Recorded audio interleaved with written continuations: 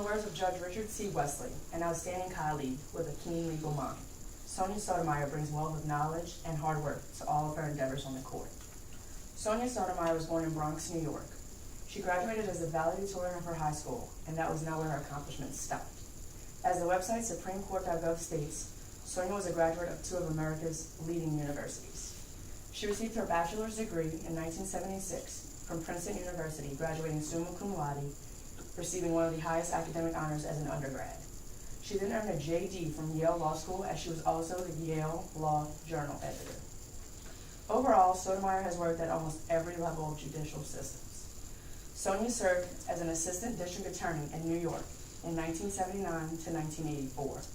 According to whitehouse.gov, fresh out of Yale in 1979, she started with street crimes, ranging from child abuse, robberies, murders, and fraud.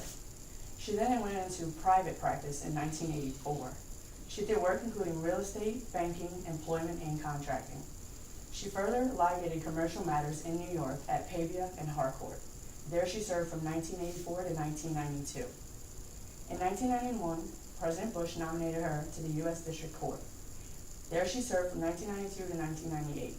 She was the youngest member of the court, where she was appointed by Bush to be a trial judge.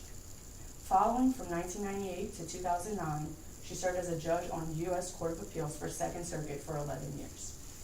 Today, Sonia Sotomayor is an Associate Justice of the Supreme Court. Obama nominated her in 2009, as she is still currently holding her position. Most would say Sonia is an able champion of law who is fearless and lets nothing intimidate her in a courtroom. Now that you all know about Sonia's background, now let's talk about her rulings and controversies. A certain ruling by Supreme Court Justice Sotomayor sets up another battle over Obamacare. During January of this year, Washington Times stated that advocates of Catholic nuns applauded Sotomayor for delaying the requirement under the Affordable Health Care Act to ensure birth control procedures. This Health Care Act required all health clinics to provide free contraception, which to religious groups like nuns and Catholics was against their religious beliefs. Another ruling of Sotomayor's was the concern of people with disabilities. New York Times states that Sonia ruled that a law school graduate who had learning and reading disabilities be given extra time taking the bar exams. The Supreme Court decided that if a person can wear glasses and take medications and function properly, these people were not protected under those with Americans with Disability Act.